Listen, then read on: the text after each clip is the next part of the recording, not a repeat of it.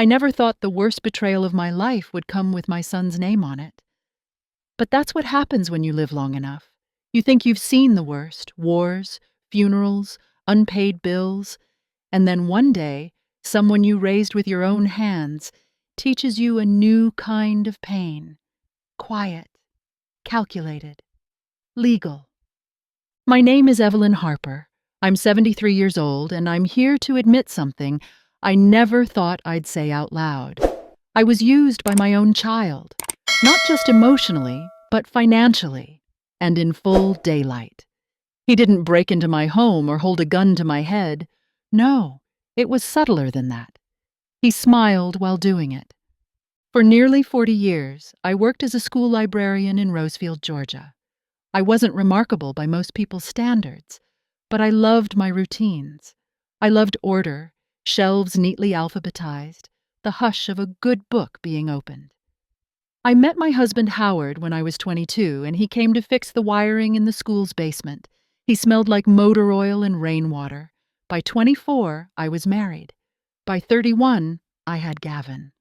Howard was good with his hands and even better with his heart. We lived in a 2-bedroom house we slowly paid off over 30 years. No fancy vacations, no credit card debt, just a small garden, Sunday newspapers, and each other. When Howard passed away 12 years ago, I stayed in the house. I didn't see the point in changing anything. I liked my rhythm. Morning tea, crossword puzzles, long walks to the post office, the occasional call from Gavin. He had married Sierra by then. She was sharp-tongued and pretty in that way that always seemed slightly performative. But I never said anything. I figured everyone loves differently.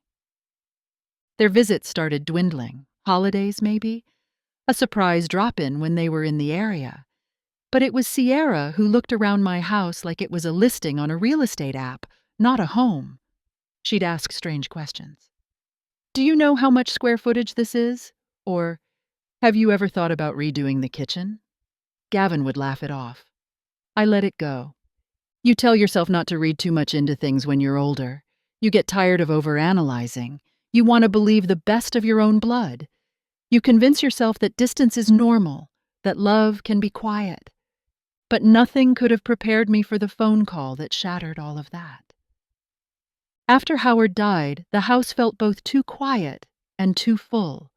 His tools still lined the pegboard in the garage, untouched. His slippers sat beneath the side table for months before I could bring myself to move them. I spent my days tending to the hydrangeas he had planted, reading old mystery novels and organizing church donations. Life slowed, but it was still mine. And Gavin, though busy with his new marriage and job, called every few weeks. At first, those first few years, Gavin would visit every couple of months. He would bring Sierra, who never quite seemed at ease in my kitchen. She was always on her phone, always talking about optimization and passive income, like we were in a business meeting, not sitting down for tea. I tried to make her feel welcome. I baked the lemon squares Gavin used to love, made sure the guest room was aired out, even picked up almond milk when she mentioned she didn't drink dairy. Still, I often felt like an Airbnb host rather than a mother-in-law. Sierra's eyes would scan the walls like she was measuring them.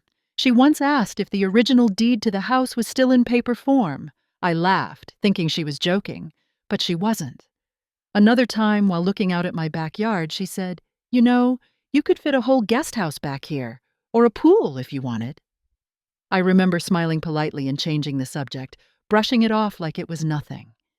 Gavin, on the other hand, had become harder to read. He'd nod along to Sierra's suggestions, but avoid looking me in the eye. The boy who once cried over a broken toy train and whispered secrets to me under blanket forts now sat with his phone face up beside his plate, texting while we ate. When I asked how work was going, he gave vague answers. "Busy," he'd say. "Lots of moving parts." I didn't push. Maybe I should have, but I didn't want to be the kind of mother who nagged. I figured if something was wrong, he'd tell me. They brought up children once or twice. Sierra mentioned wanting a big yard and good schools. Gavin said nothing. I started to feel like my house wasn't just being admired. It was being assessed, like I was sitting inside a future someone else was drawing up. Still, I didn't say anything. I told myself I was overthinking, that this was just the way young people talked these days, that Sierra's curiosity was harmless. I'd lived through enough to know how to swallow doubts and smile through awkward silences. But it wasn't just my imagination. The shift in their tone, their questions, the way Sierra walked through my home with calculated steps, it was all leading somewhere. I just didn't know how far they were willing to go. Not yet. At the time, I still believed love would be enough to keep your own child from taking what isn't theirs. I had no idea what they had already done. It was a Thursday morning just after 9 when the phone rang. I was in the kitchen, steeping tea and folding dish towels while the radio murmured in the background. The number was unfamiliar, but I answered anyway. The woman on the other end introduced herself politely and asked if I had a moment to confirm some details regarding my mortgage application. I nearly dropped the phone. I asked her to repeat herself. She did. A little slower this time, as if I might be hard of hearing. I told her I hadn't applied for anything, certainly not a mortgage. She hesitated. I could hear the slight confusion in her voice as she apologized, then gently explained that there had been an application submitted 2 weeks ago, with my full name, address, social security number, and a copy of my driver's license. It had been processed and was nearly approved. I felt a chill work its way through my spine. My voice was calm, but my heart pounded like it used to during fire drills at the school. I told her there must have been a mistake, that someone must have used my information without my knowledge. She offered to freeze the application until I could come down in person to verify. I thanked her and hung up. Then I just stood there, staring at the phone in my hand like it had turned into something foreign. That afternoon, I took the bus downtown to the branch. I wore the same navy cardigan I'd worn to Gavin's graduation and clutched my handbag like it held the answers. The manager, a kind man in his 30s, brought me into a small office and pulled up the file. He showed me the paperwork on his screen, and I saw it all.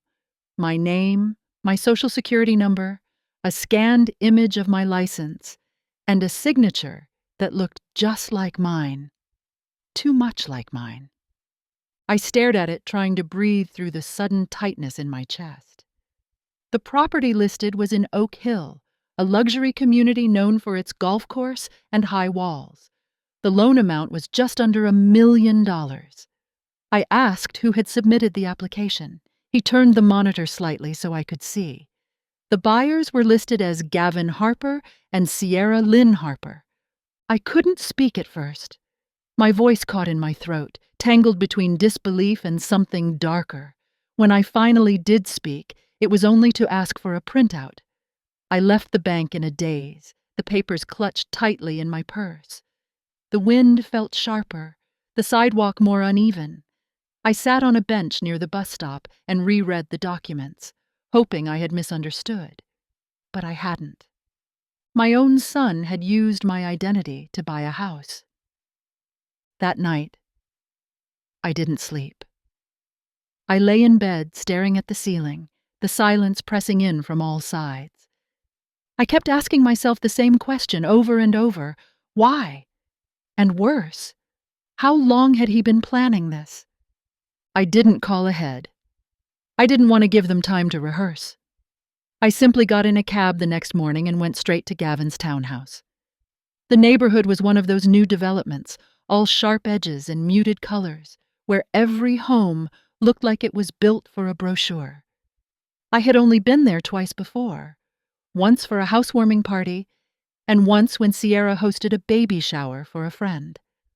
Both times I had felt like a guest in someone else's idea of family. Gavin answered the door in gym clothes, holding a protein shake. His face shifted when he saw me. Surprise first, then something else. Calculation, maybe.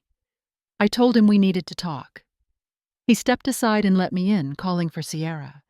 She came down the stairs in one of those silky robes she always wore, smiling like we were about to chat over coffee.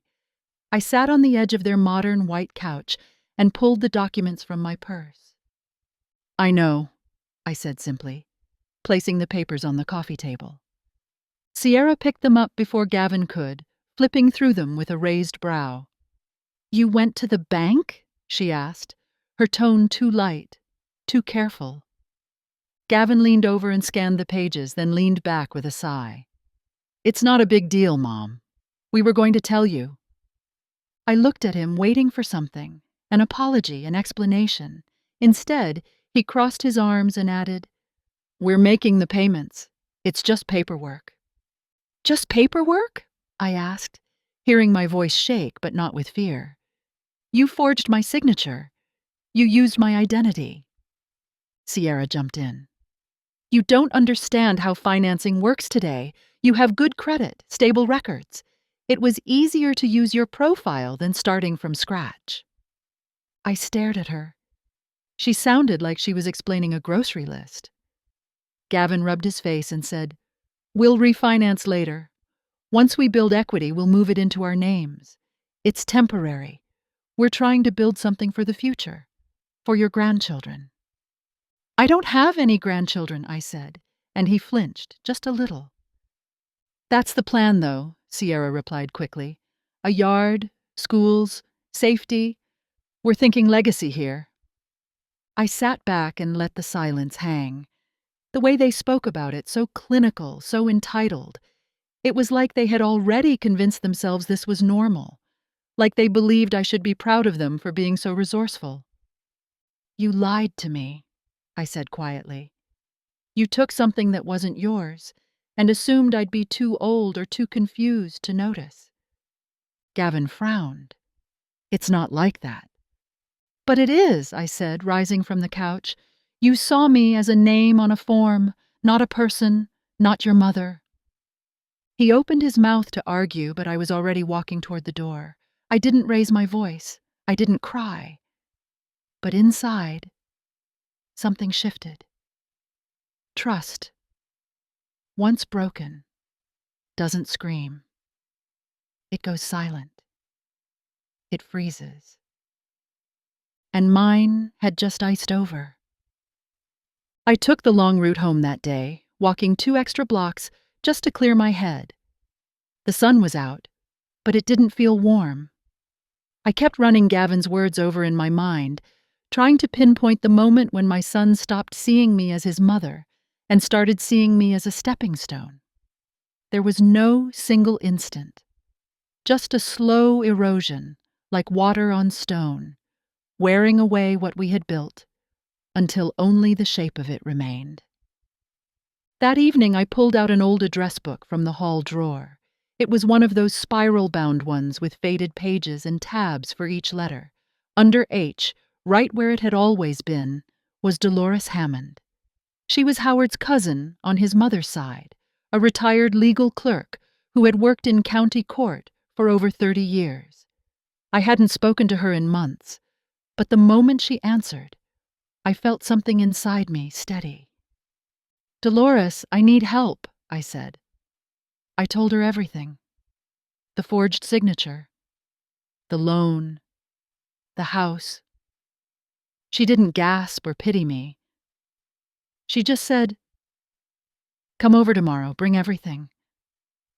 The next morning, I arrived at her house with a manila folder full of documents. We sat at her kitchen table, the same one where she and Howard used to play cards after Sunday dinners. Her reading glasses slid down her nose as she combed through each page. When she looked up, her expression was hard and clear. "This isn't just irresponsible," she said. "It's criminal." She began marking pages, circling names, and scribbling notes on a yellow pad. We reviewed the lender's name, a company I'd never heard of, one of those online platforms with flashy websites and very little regulation. Dolores searched it on her tablet, frowning as she read. "They're barely legitimate. Probably partner with brokers who look the other way, but even they should have verified identity in person. Someone faked more than your signature. We dug deeper. Gavin and Sierra hadn't just forged my name. They had fabricated supporting documents, bank statements, letters of employment, even a fake notary seal. Dolores pointed out subtle inconsistencies in the forms, different fonts, dates that didn't line up. I felt my stomach twist with each discovery. It wasn't a moment of panic, but a slow, heavy realization that this wasn't a mistake. It was a plan. By the end of the afternoon, we had a binder full of evidence. Dolores was methodical, just like Howard used to be. She made phone calls, left messages with former colleagues, and started a timeline. I watched her work and felt something return to me. Not anger, not yet, but a kind of strength I hadn't needed in years, the kind you forget you have until it's all that's left. I didn't cry that night. I wrote down every detail I could remember instead. Dates, conversations, the tone in Gavin's voice. If I couldn't fix what had already been done, I would at least make sure no one could pretend it hadn't happened. And I would not let this go quietly. Dolores wasn't one for drama. She was deliberate, measured. The type of woman who used fountain pens and kept her canned goods alphabetized. That made her perfect for this. By the second week, we had created a full dossier, each page numbered and categorized. She laid everything out across her dining room table, emails from the lending site, call logs from the supposed notary, and even digital fingerprints from Sierra's brother's IP address, which had been used to submit the initial documents. It turned out Sierra's brother, Marcus Lynn, had dabbled in online lending applications before. Dolores found a complaint board with several users claiming he had helped them push through approvals with questionable paperwork. Nothing concrete enough to get him convicted, but plenty to raise red flags. Dolores didn't just document what had happened. She annotated it. Every fake transaction had a footnote. Every suspicious email had a timestamp. It was a quiet kind of brilliance, watching her turn my confusion into a case. She even contacted a friend of hers from the state licensing board, someone who had retired just a year earlier. He confirmed that the notary ID on the application belonged to a woman who had died 3 years ago. That was enough to tie the application to outright fraud, not just misuse. Dolores looked up from her phone and said, "They really thought you wouldn't notice, that you'd just keep living your little life while they built theirs on top of your name." I didn't reply. I didn't have to. She was right. Once we had it all, Dolores walked me through the next steps. A report to the police, a formal complaint to the financial regulator, filing a fraud affidavit with the bank. It was exhausting, all the bureaucracy, but it gave me something to hold on to. An action. A direction. At night, I started sleeping again. Not deeply, but enough. My dreams were strange, filled with doorways that led to empty rooms or hallways that circled back on themselves. But I stopped waking up in panic. Gavin didn't call. Neither did Sierra. They must have assumed the silence meant acceptance. That I had gotten scared or tired or maybe just too confused to pursue it further. That thought was what kept me going. Every day, I imagined them walking through that new house, telling their friends about the smart decision they had made, pretending it was all legitimate. I pictured Sierra's voice, so smooth, explaining how they had leveraged family resources. I could almost hear Gavin echoing her, like he always did, his voice dulled into agreement. But they didn't know about Dolores. They didn't know that I was documenting everything, that I had stopped being afraid the moment I understood what they had taken from me wasn't just credit or a name, but trust. I was never going to scream. I didn't need to. Paper was patient, it waited, and we had a mountain of it. Now it was time to serve it. They had invited everyone. Gavin and Sierra called it a soft housewarming, just brunch with a few friends, and some extended family, nothing too formal. I saw the photos later, cheerful smiles and flutes of champagne, croissants on tiered trays, little chalkboard signs reading, "Home is where the heart is." They posed under the archway of their new home like it had been earned with sweat and hope, as if it belonged to them. They didn't know the sheriff's deputy had already been dispatched. The paperwork was filed, reviewed, and signed by a judge the day before. Dolores made sure everything was airtight, right down to the delivery timing. She said, "Let them feel comfortable before the ground shifts. It makes them easier to see." I didn't plan on going, but the morning of the brunch, I felt something pull at me. Not vengeance, not even curiosity, just a quiet insistence that I witness it. I parked a street over, far enough to remain unseen, but close enough to feel the hum of conversation drifting from the backyard. I watched from my car as guests mingled, a folding table covered in mimosas, Sierra in a pale blue dress giving what looked like a tour. She gestured toward the upstairs windows, probably naming which room would be the nursery one day.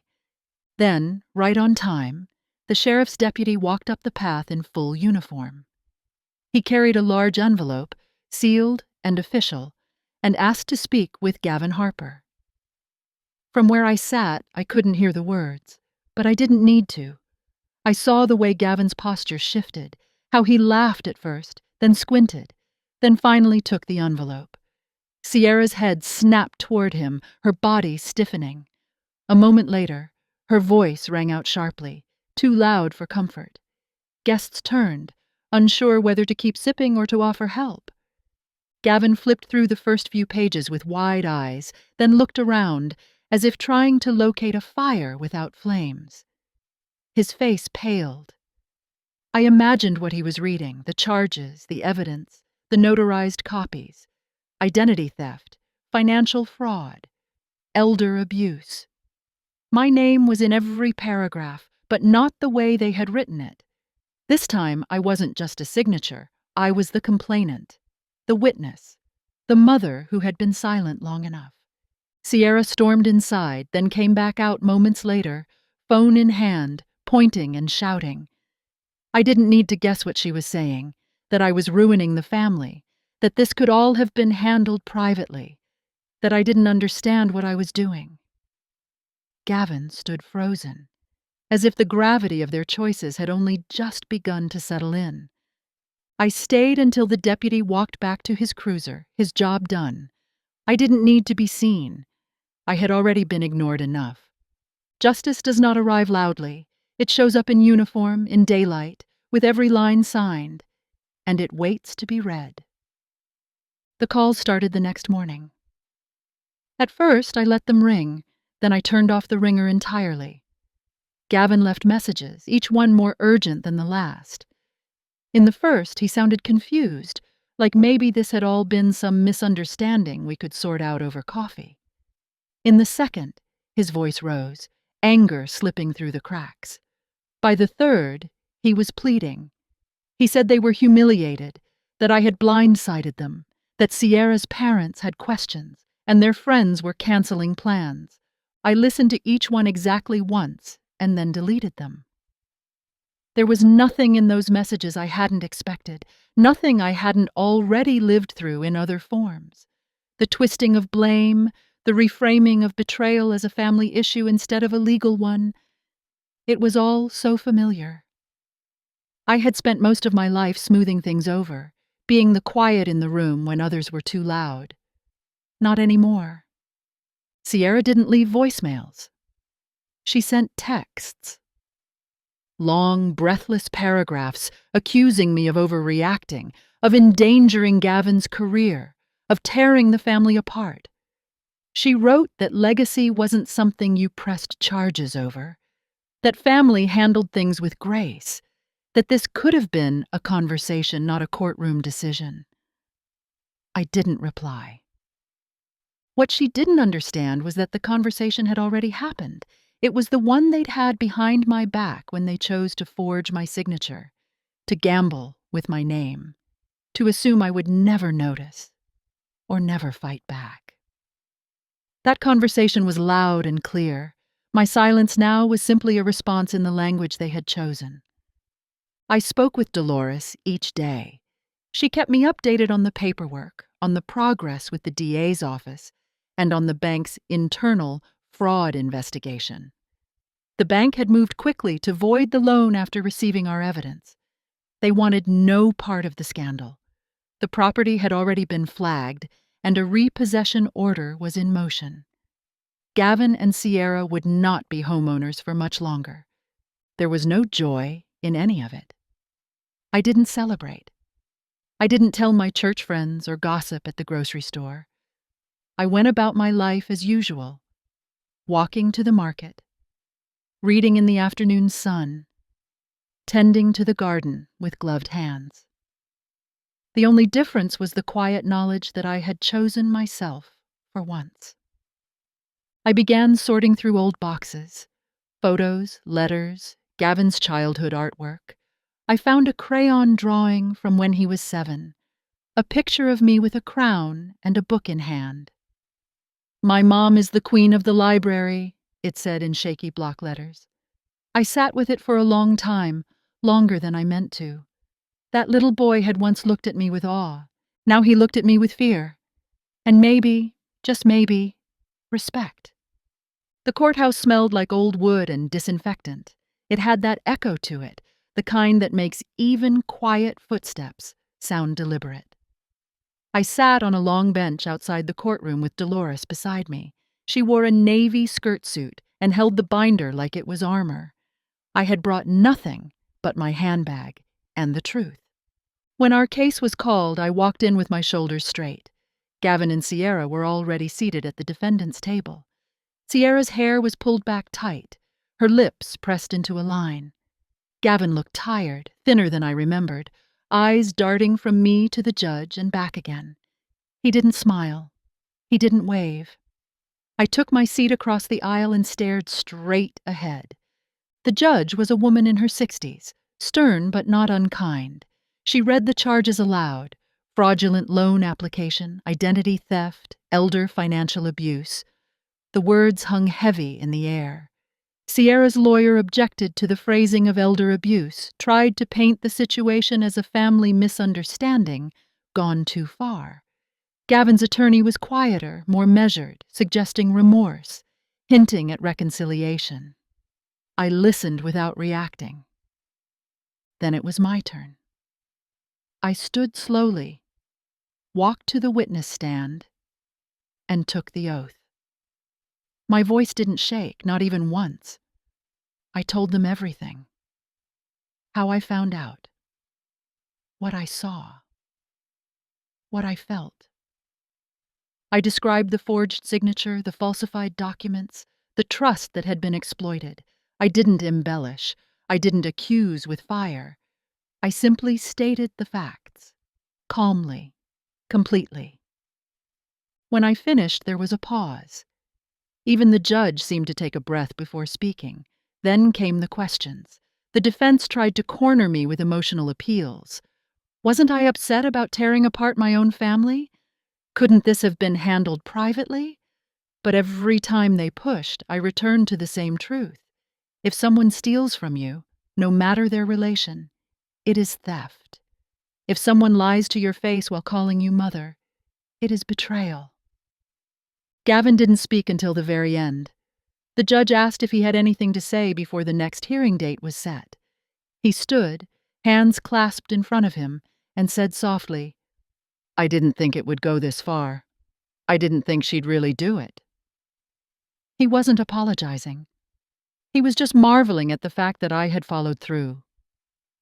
That was the moment I knew something in him had shifted too. Maybe it wasn't enough.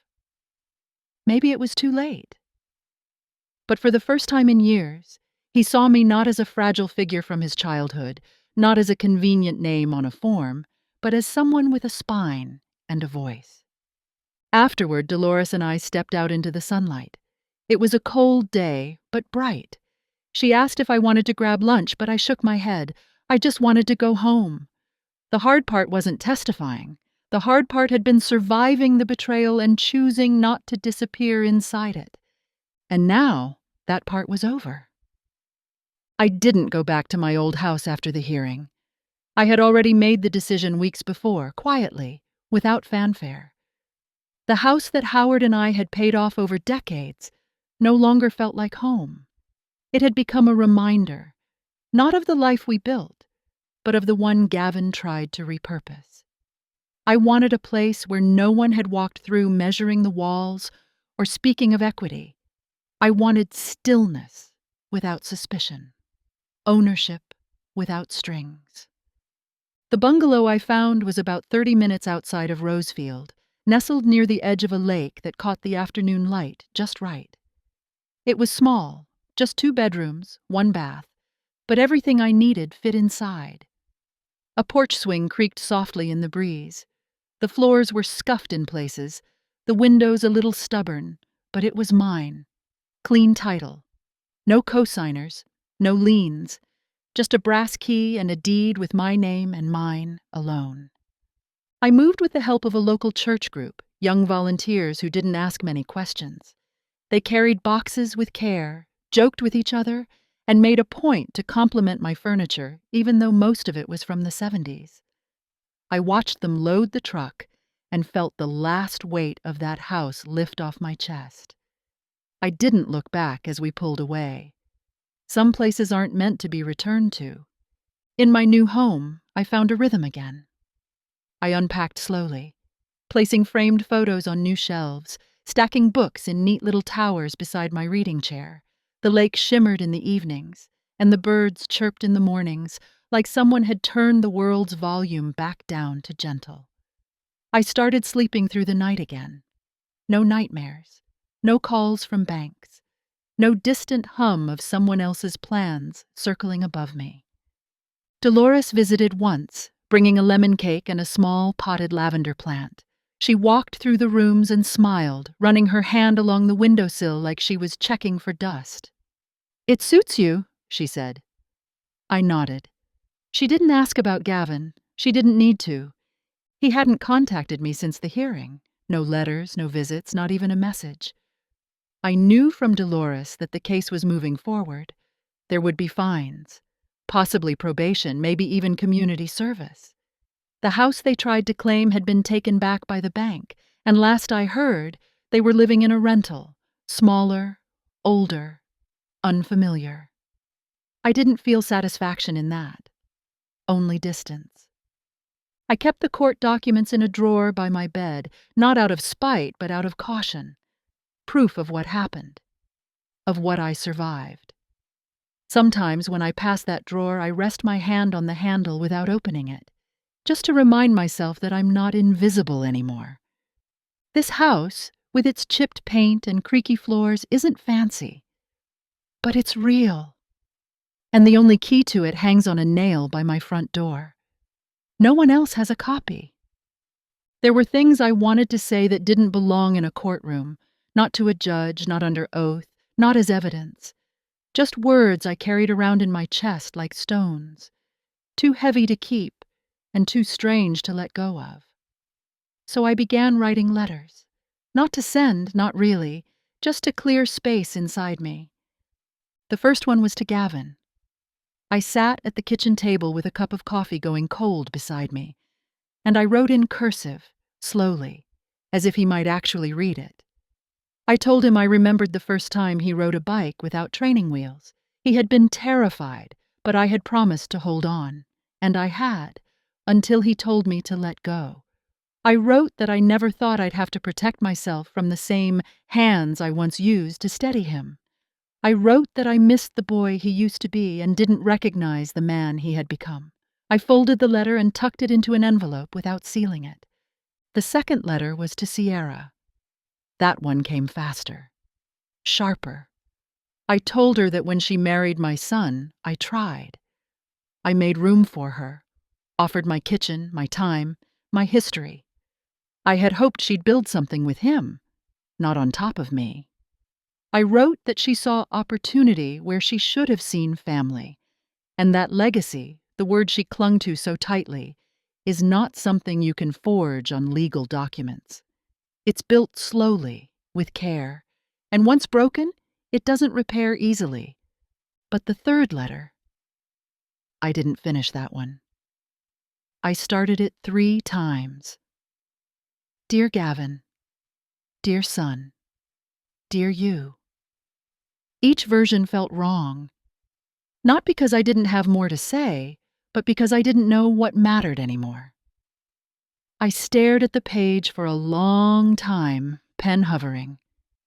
Then I set it down. Some things don't need to be written. Some things are answered by silence. I kept the letters in a drawer by the window, tucked between unused recipe cards and extra stamps. Occasionally I would open it, reread the pages, and consider throwing them out. But I never did. They weren't for confrontation, they were for remembering. A kind of reckoning I could hold in my hands. One morning I watched a pair of ducks land gently on the lake. Their movements were calm, instinctive. They didn't ask for permission. They simply landed where they were safe. I stood at the window and realized I didn't want an apology anymore. I didn't need Gavin to understand. I had done what needed to be done not for closure, but for clarity. Love, when it is real, does not hide behind manipulation. And when it breaks, the repair is not owed. It is chosen. Gavin hadn't chosen it. And neither anymore had I. The garden here is smaller, but I tend to it the same way I did in the old house. One bed for tomatoes, another for rosemary and mint. A single rose bush along the fence line, blooming slower than I expected, but blooming all the same. The soil feels different beneath my gloves, grittier, a little stubborn, but I find comfort in that. Things that resist usually last. Neighbors wave when they pass, and I nod back. I haven't told them much, not about Gavin, not about the trial, not about the house that never should have been. When someone asks where I moved from, I just say, a few towns over, needed a change of view. It's the truth, just not the whole of it. The rest stays with me. There are quiet moments now that feel like small gifts. Sipping tea as the sun rises over the lake, finding a new author at the local library, hearing the breeze tap gently against the windows at night. They aren't grand, but they are mine. And after what happened, that is enough. One afternoon, while I was weeding near the porch steps, a young woman from the neighborhood stopped by. She had seen me working in the yard and brought over a basket of muffins. Said she and her husband had just moved in 2 doors down. Her eyes were warm, curious, the kind that invite conversation without pressing. We talked about soil conditions, the weather, and where to find the best produce nearby. At one point, she asked if I had family around. I paused, pulling off my gloves, brushing the dirt from my palms. I told her I had a son, but we weren't close anymore. She didn't press, just nodded and offered a soft, "That happens sometimes." Then she added, "You seem like someone who's learned to live on her own terms." It stayed with me, that phrase. Not because it made me proud, but because it made me feel seen. All my life I had folded myself into roles: wife, mother, helper, fixer. It had taken 73 years, a court hearing, and a house, stolen in my name, to finally unfold. Now there was no rush to be anything except here, except whole. Inside I keep a small wooden box on the mantel. It holds things that remind me of who I am. A photo of Howard laughing in the driveway. A library card from my first year of work. A recipe in my mother's handwriting. And a single sheet of paper with my full legal name typed across the top. Proof of a loan application that was never mine. I keep it not for bitterness, but for memory. For clarity. Sometimes, I sit on the porch and think about what Gavin might be doing. Whether he ever drives past the house that slipped through his fingers, Whether Sierra still speaks in strategy and sees family as leverage. I don't know. I don't need to. Because I remember now what it means to be enough. I remember what it means to belong to myself. Late in the season, the mornings come with a kind of stillness that reminds me of snow, even though Georgia rarely sees any. I sit by the window most days now, a blanket draped over my knees, a book half read in my lap. It's not that I have slowed down exactly, it's more that I've learned how to sit with the quiet instead of trying to fill it. There's a cardinal that visits the same branch each morning, like clockwork. Howard used to say cardinals were messengers, that they came when someone we loved wanted us to feel less alone. I don't know if I believe that fully, but I watch that little red bird and feel something steady in my chest. Maybe memory is a kind of company. Maybe presence doesn't always require words. The court case wrapped up not long ago. Gavin received probation and community service, along with mandatory financial counseling. Sierra avoided direct charges but was banned from working with financial institutions for a number of years. They moved again, farther from town. Dolores sent me the final court summary in a manila envelope with a sticky note that simply read, "Closure, if you want it." I read through it once, carefully, then put it away in the drawer beside the unsent letters. I haven't told anyone the full story.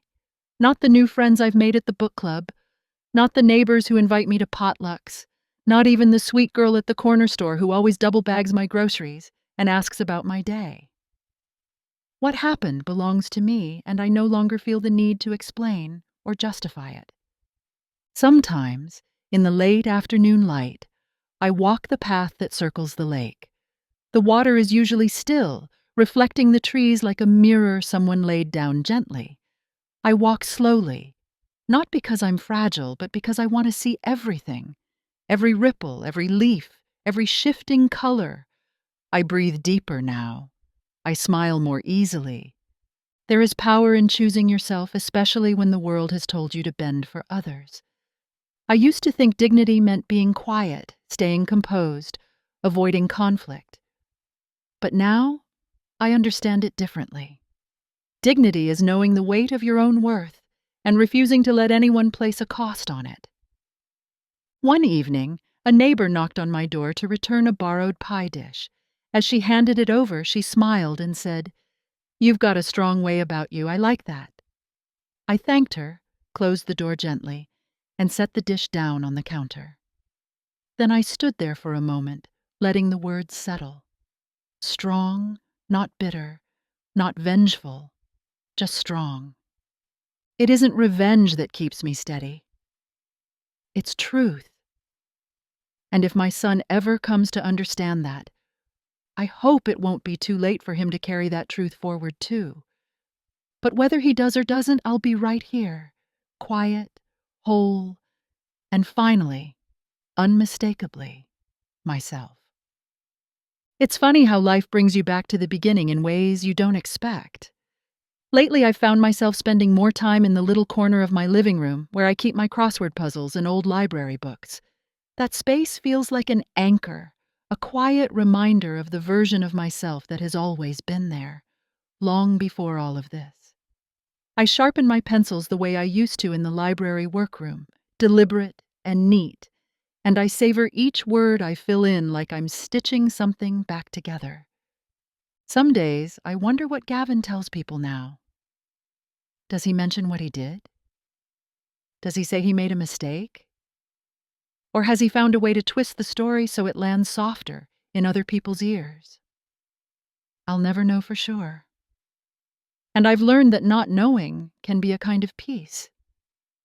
The story I needed to understand is already written. And it's mine. I still have the old family photo framed in the hallway, the one of me, Howard, and a 6-year-old Gavin with grass stains on his knees. I've walked past it for years, and for a while, I considered packing it away, letting it live in a box somewhere. But in the end, I left it on the wall. Not out of nostalgia, but because erasing the past doesn't heal anything. It's not the photo that hurts, it's the way trust changed in the years that followed. And the only way to honor what was good is to let it stand without pretending everything that came after was the same. There is no ceremony when peace returns, no fireworks or applause, just soft mornings and the absence of dread. I keep my doors locked now, not out of fear but out of habit. My name is no longer floating on documents I didn't sign. My future isn't being traded behind my back. The stillness in my life is not empty, it's earned.